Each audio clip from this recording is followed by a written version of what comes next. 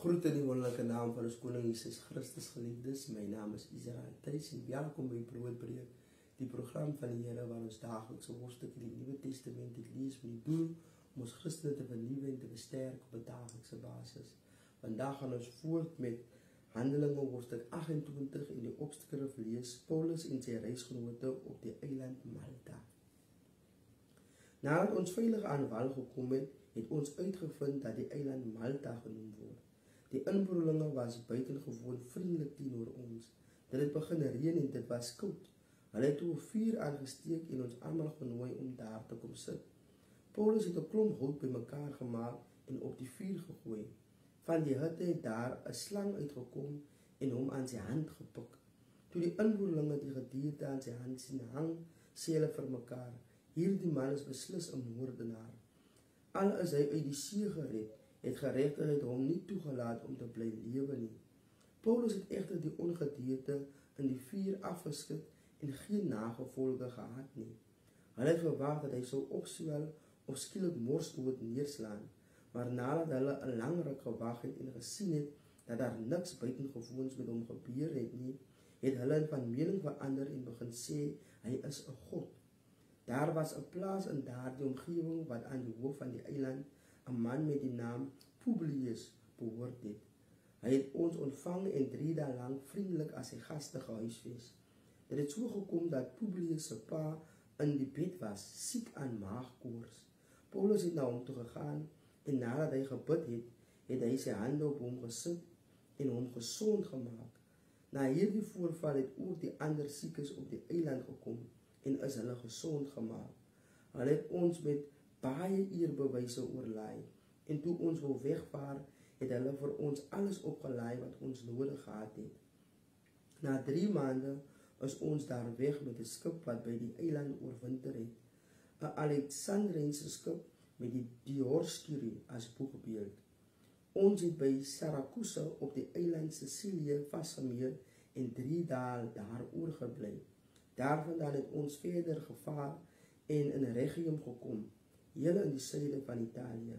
Na nog 'n dag het daar 'n suidewind begin waai en op die 2de dag was ons in Puteoli. Daar het ons gelowiges teëgekom wat ons uitgenooi het om 7 dae by hulle te bly en so het ons Rome bereik.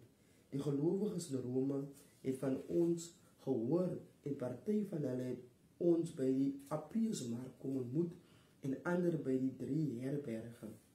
Toe Paulus hulle sien, het hy God gedank en moed geskep. Na ons aankoms in Rome is Paulus toegelaat om op sy eie te woon met 'n soldaat wat hom bewaak. 3 dae later het hy die Joodse leiers na hom toe uitgenooi. Toe hulle by mekaar gekom het, het hy vir hulle gesê: "Broers, ek het niks teen ons volk of teen die gebruike van ons voorvaders gedoen nie, en tog is ek as gevangene uit Jerusalem aan die Romeine uitgelewer. Die Romeine het my verhoor en wou my loslaat, omdat daar in my geval geen rede vir die doodstraf was nie.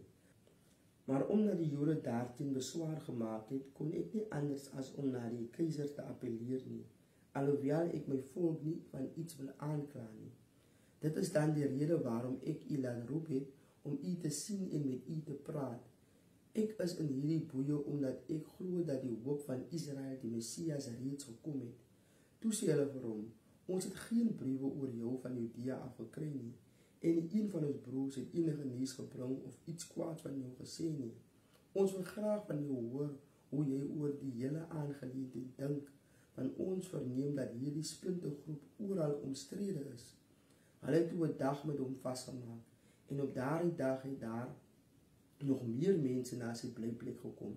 Van vroeg die môre tot laat die aand het Paulus vir hulle die koningheerskappy van God verduidelik en daaroor getuig. Hy het hulle uit die wet van Moses en uit die profete probeer oortuig van Jesus. Sy woorde het party oortuig, maar ander wou nie glo nie. Toe 'n ernstige meningsverskil ontstaan, het hulle begin pad gee.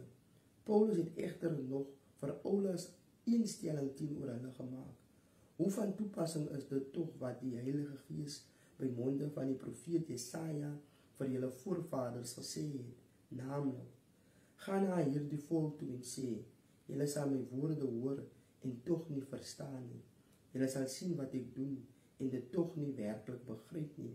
Ja, die hart van hierdie volk is verhard en hulle hoor swaar met hulle ore en hulle het hulle oë toegemaak sodat hulle nie dalk met hulle oë sien en met hulle ore hoor en met hulle hart begryp en tot bekering kom en ek hulle gesond maak nie. Van nou af moet julle goed besef dat hierdie redding van God nou vir die nie-Jode beskikbaar gestel word en hulle sal luister.